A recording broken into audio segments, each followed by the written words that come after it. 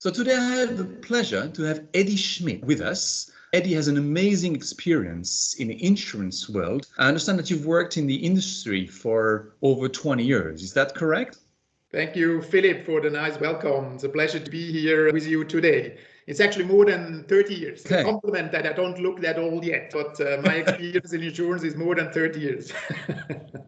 Well, so I guess in 30 years, you've seen a lot. That's why I wanted to pick your brains based on your experience or what you've seen in all these years. What do you think would happen in the next 5 years in the insurance industry? And I know it's a difficult exercise, but do you have any wild guess on the topic? If I had to project 5 years into the future, my first comment would be that usually people overestimate the impact of change in the short term, but underestimate what is possible with new technologies in the long term. But only 5 years, I frankly don't see that much change. It's just continuous gradual development. And I would also point out that people sometimes forget that insurance is a rather slow moving system. A lot of the insurance is actually mandatory. The government mandates you to buy car insurance, health insurance, building insurance. It's interlinked with the social security system. A lot of regulation, which means the whole system in every country develops rather slowly. Also, I think what cannot be underestimated is the stickiness of the well-established agency broking system to distribute insurance. So I think these factors rather slow down the development. But I would still always advocate that the insurance industry needs to be innovating relentlessly, because I'm convinced there's so much that could be done much better along the insurance value chain by using technology, data. But I'm sure we get into this later. Yeah? Exactly. If in the 5 years there wouldn't be a huge change, but you rather say that you would expect something way bigger in a longer term, like in 20 years, for example, could this be a substantial change in the industry?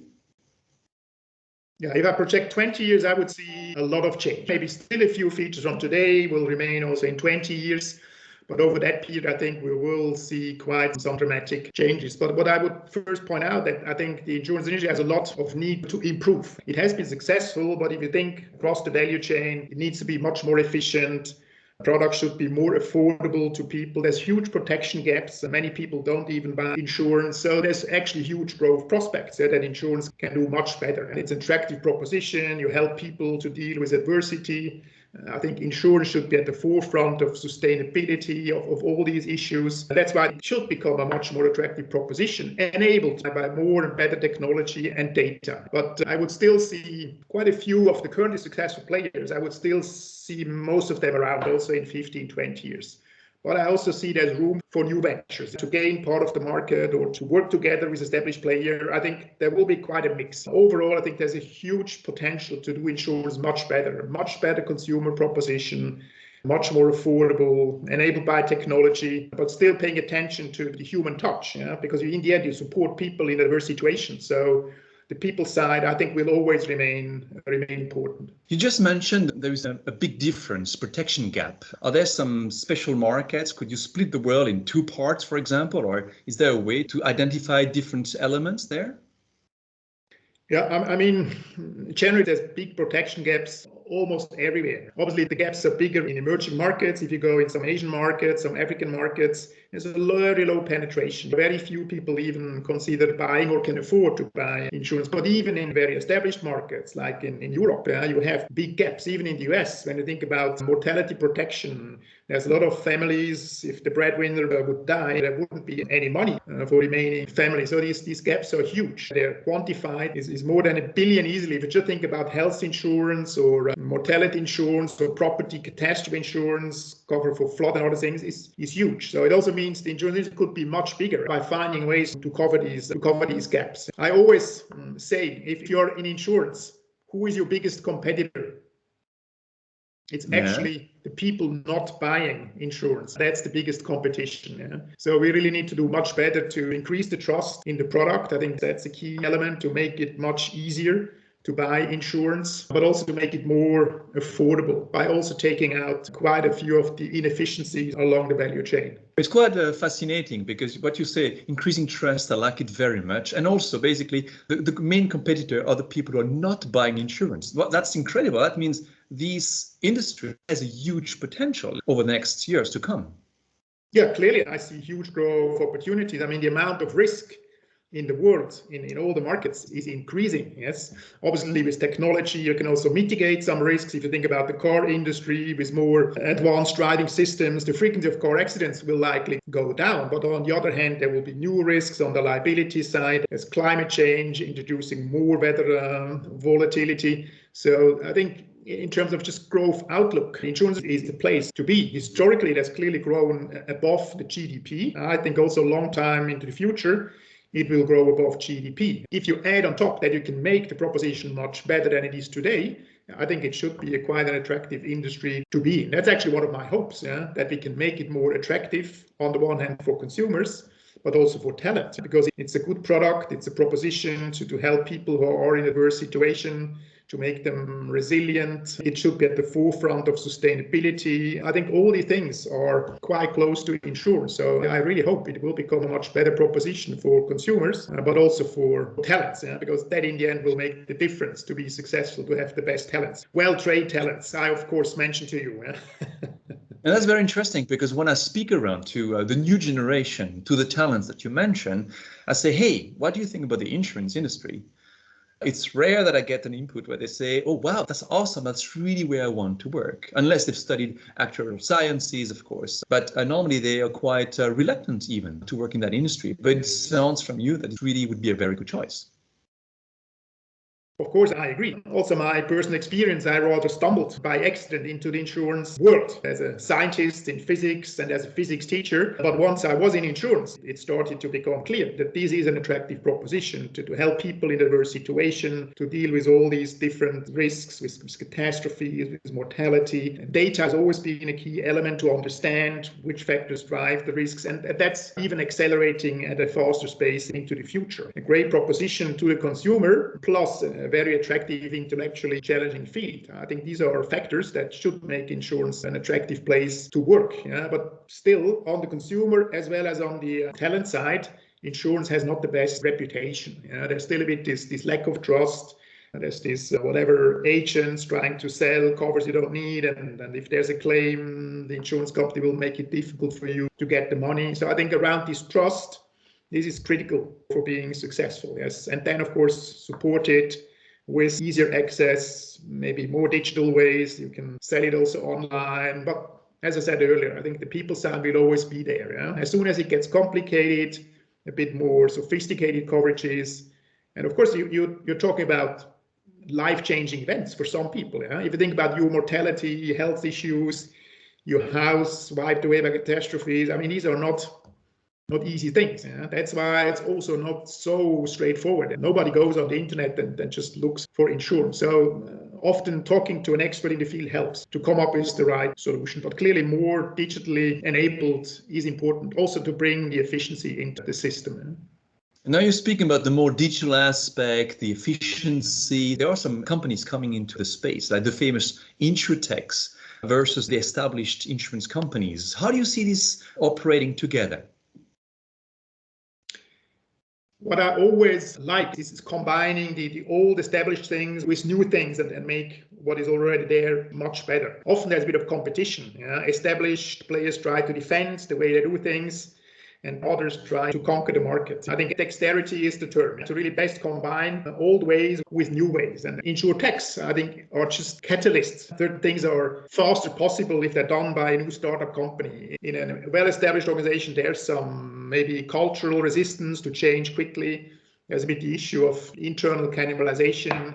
If your agents are very successful in traditional ways, they will not easily then support a switch to a digital channel.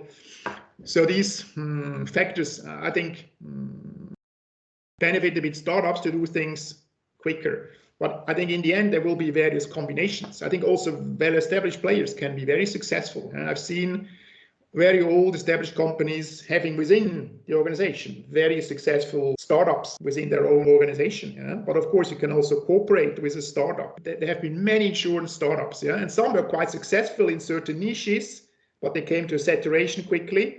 or some found a nice complement to one element in the value chain. Yeah? But the real disruption, an end-to-end solution that gathers huge market share, millions of policies, has not happened. I think it's a bit a combination of various factors. As I said earlier, this interlinkness with the social security system, the regulation, the data protection. I think there's various factors that maybe rather speak for well combining things an established player can bring, skills, maybe with some startups, maybe with another company that brings distribution, another one brings data. This partnering across different fields, and maybe not just thinking about insurance in isolation, but really thinking about insurance in combination with other services and products that are then even more compelling to the consumer at the end. Are you speaking about something like an ecosystem, for example? Yeah, it's a bit a buzzword, yeah, ecosystem, but I think just the idea that not necessarily one company can build everything and access the consumer. Mobility is the good example, yes. You have the car companies, the mobility system, and somehow you need to fit insurance. Historically, that's been quite separate, but you could easily imagine a very different world in maybe 10 or 15 years with different mobility patterns of people, the data in the car, the driving assistance systems, so we can come up with a much more refined insurance proposition, which as a consumer you hardly even notice. It just becomes part of the product. The term is embedded insurance. It's most established in the warranty field. If you buy whatever electronic equipment, you pay $5 more and then you have a warranty for whatever, 3 years, 5 years. This is a good way. If you buy a product, you should not think about insurance. The product should just come with the resilience features ready-made in the beginning. So seamless insurance, basically embedded insurance, that's what you're mentioning. There's an important topic these days. Everybody speaks about the blockchain, cryptos, etc. How does that link maybe to embedded insurance and to insurance overall? Blockchain or distributed ledger technology is the broader term. It started to play a role. There's some example of its application. Maybe I would even think of many different new technologies. They all have certain applications in insurance. If I think about blockchain more specifically, the big benefit is it builds trust when people are transacting with each other as a company. And as we said earlier, trust is an important element that maybe is not strong enough in insurance industry. So if with the help of a blockchain, this will actually can help increase this trust, I would see applications. But I don't think blockchain is the silver bullet for everything in insurance weaknesses. For certain problems, there may be other technologies. And I think that the broader comment I would make often in insurance is not really the technology that is the bottleneck. It's more the people, the processes, the culture, how quickly consumers adapt to a new concept, how quickly are the insurers or the brokers willing to adjust. Even with the blockchain, the big challenge actually is not the technology, but is to standardize insurance contracts, so that you can really exchange. You need to agree certain protocols and standards, and often that's the bigger challenge. It's mostly the process, as you said, that would be the challenge here. So it's not about only technology, you said, but there is another big topic, which is artificial intelligence that would make maybe the insurance really go forward or completely challenge it. Is that going to be something important in the industry or just an enhancement to it? I think artificial intelligence will have a big impact, not just in insurance, but also in other fields. I think about artificial intelligence in a more pragmatic way. In the end, it's just smarter algorithms. I've studied a lot about behavioral economics and the strengths and weaknesses of the human brain and the human judgment. And in my mind, it's clear that for many tasks, also in insurance, in underwriting, in claims, a well-trained algorithm, an artificial intelligence, can do a better job than a human. But what, of course, is the key issue with artificial intelligence or algorithms is you need the good data to train it. And then you get into the field of how much data will insurers really have available and how much data will regulation and consumer sentiment permit even to use. I think there will be, and there are already quite some limitations that regulation over the consumer will not let insurers use all the data that could be used to come up with even smarter algorithms. I guess that's where we see the split maybe between the life and health side of insurance and the property and casualty side, right? That's what you're aiming at. I think that's a good way to think about it. Obviously, potential application of artificial intelligence, you could think in P&C and life and health, just more data about the health, the conditions, more data about catastrophe, about the weather, about the location. So there could be lots more you can do to be more risk specific, so to speak. But I think it's fair to say in life and health, there's even more hesitation or resistance to use all the data. For example, think in life and health, you can use smoker or non-smoker status. That's allowed as a factor in your underwriting. But most countries already prohibit the use of, for example, genetic information. So as an insurer, you cannot even ask people about their own knowledge about their genetic disposition to diseases. And it just shows there will be quite some limitations what data insurers actually can use to be more risk specific. And it goes back to an earlier comment. I mean, insurance is also part of the social security system. So becoming even more risk specific, trying to discriminate only the very best risks from the worst risks, you can only do to some extent. In the end, you need to come up with a system that works for the society, for the population at large. So you mean that even if now, thanks to technology, through AI, we have the ability to discriminate, insurers will restrict themselves from doing this to a high level of granularity? Is that what you're mentioning? To some extent, insurers themselves, but I think it's more what the consumer, the society, or the regulation in a specific country will allow the insurers to do. They will say, there's already examples, you can, in some countries, not differentiate whether somebody is a male or female. It's just not allowed by regulation. Or the example on genetic information. Each country will come up with regulation, what can be used and what not. But I still think, despite these potential or likely limitations, data will be crucial. Also, from what I've seen, the most successful insurers are those that really are very disciplined with data, capture the data, clean them up, have them available, because only if your own house is in order, then you can start to partner, maybe with a startup, with another data company, with another distribution company to come up with an even better proposition. So you need to start with your own data and IT environment being top notch. Yes? Then you can start to benefit maybe from much more advanced technology, data combined with other players out there. That's a bit how I think the future. You need to be very good in what you do as an insurer, but then have the ability to interlink with other companies, with technology companies, with a data company, with a distribution company, with an ecosystem, as we earlier said. That will be crucial to be successful in the future. So you need to be top-notch. That's one of the elements that take away from that. Top-notch, do things properly, have a good reputation too, and that way only can you have a good ecosystem. I think reputation, brand, because still insurance, it is selling a promise. So people need to trust that when things are really getting bad, the insurer will be there helping them, not making life even more difficult. And still, there's room for improvement also in this dimension. A bit earlier, you were mentioning that there were a lot of changes, artificial intelligence, and the evolution of the industry. I would like to say, what's going to happen? Because now we'll have AI being able to take a lot of the underwriting process work, the claims. What's going to happen to the jobs? Are we going to see a lot of jobs being lost in the industry? That's a question I've heard many times already years ago, not just in insurance. As I said earlier, some tasks in insurance can be done better by an algorithm than a human being. And I also commented earlier that the insurance industry has a huge need to become more efficient. Across the value chain, there's a lot of inefficiencies and making, in the end, the product more expensive than it needs to be. So replacing some jobs, back office jobs, just repetitive type of work, this is good for everybody at the end of the day. If you can eliminate some of these jobs, make insurance more affordable, then there will be new jobs that are even more interesting than the current ones. Then the underwriters or other people can focus more on the creative part, really come up with solutions and deal with the human aspects of insurance. So there may be some cost reduction, but it will be more, let's say, boring type of jobs. And then I think there will be new, even more interesting jobs in underwriting, but in other aspects of insurance as well. So if I'm 20 years old or 24, just finished university, I got my good grades, I'm very motivated.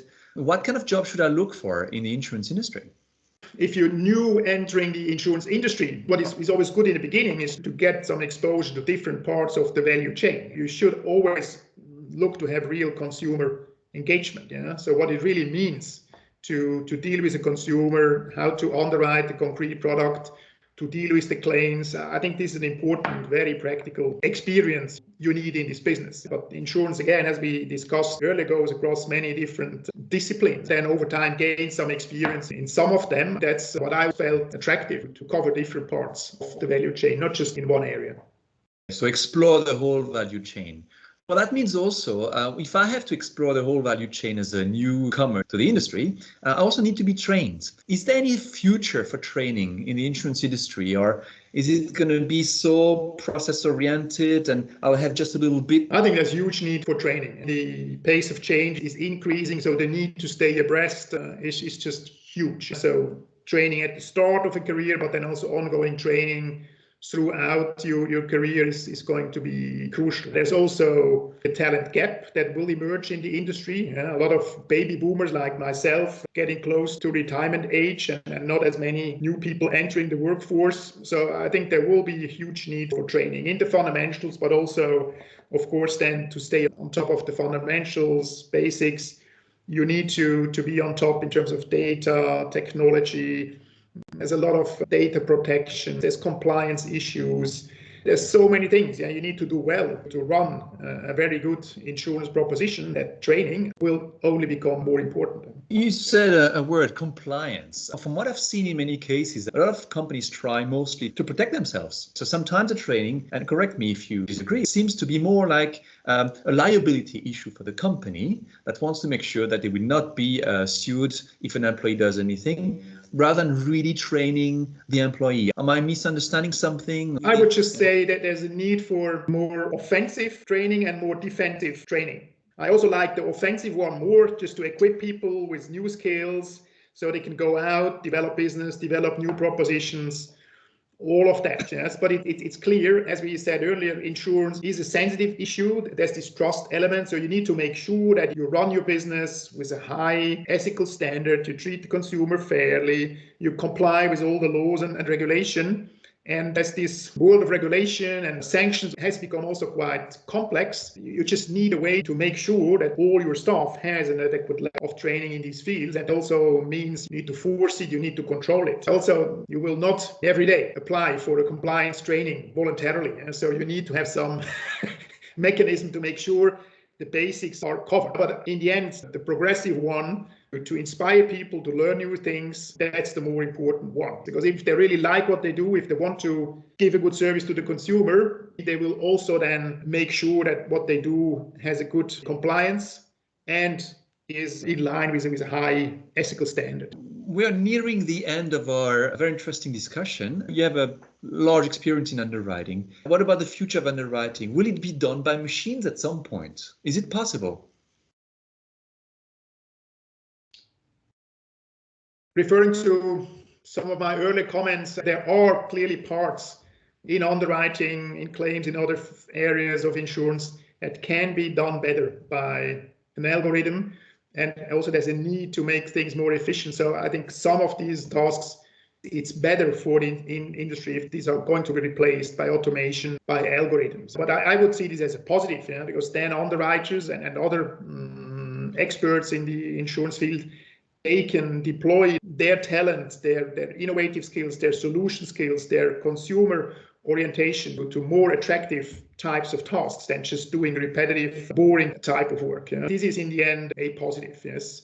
And also I think insurance should also expand its remit again beyond just doing cover and then paying claims. Insurance should be more of a risk consultancy. That as an underwriter, you help your client to not just pay the claim if something happens, but really prepare better for the risk, to mitigate the risk before it happens. In health insurance, there's already lots of good examples that the health insurer helps the consumer live a healthier life, and then you get certain incentives if you exercise. There's all sorts of examples what you can do to make insurance a much broader proposition. Technology, automation, algorithms, I hope, will reduce quite a number of rather repetitive, not so interesting tasks.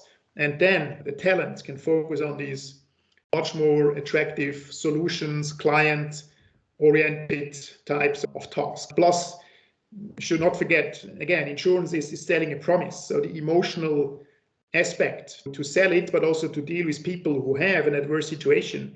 is critically important. Then there's more room for people to deal with these kinds of issues. But leave the pure calculation or the pure repetitive tasks to a machine. To me, that's an attractive future and not a negative. So machines would do the repetitive tasks that are maybe not as interesting and challenging, and people will focus more on the people skills, on the maybe more complex and more consultative work. Exactly, yeah. Now, we're nearing the end, and I would have a last question for you. We've heard a lot from the tech world, the famous metaverse, Facebook being renamed Meta and all these things. Is the metaverse going to meet insurance at some point? And if yes, how could that look like? Yeah, now you're really getting me onto thin ice. Huh? I don't even have a Facebook account, so maybe I'm the wrong. It's not fashionable anymore. But actually, if I thought to just use my fantasy, I can well imagine a lot of the younger generation to dive into something like a virtual reality, because people like games, people like scores, people, including myself, like to have a bit of competition. So if you can have all these ingredients in a metaverse environment, I think that's an attractive idea. Huh? I have seen already very exciting examples of virtual reality in, for example, the medical field for training medical doctors. And I think that could also apply to insurance. Yeah? If you have a very attractive virtual reality world where you can learn everything about insurance, I think that could be an attractive way to get exposed to all aspects of insurance, rather than some boring whatever classroom training, to dive into a metaverse where you can learn everything about insurance. This could be an attractive proposition. I think one where Engage is well positioned to play a role into the future. Thank you. Well, it sounds really exciting, because this insurance industry that had some reservations. It sounds like everything which is exciting, all the new techs can be applied to this industry and can really bring it to a more human, a more people-oriented industry where machines do the boring part in a way, and humans can really do what they're best at, that is being humans. So, wow, very much inspiring. Looking forward to that future that you're describing. Let's see how quickly the future arrives. I think you can already buy a house in the metaverse. So maybe we should open up the first insurance company in the meta world already. Let's talk about that after the call. Thank you very much for your time, Edi, and all the best. Talking to you, Philip. All the best. Yeah, we'll be in touch. Bye-bye. Ciao.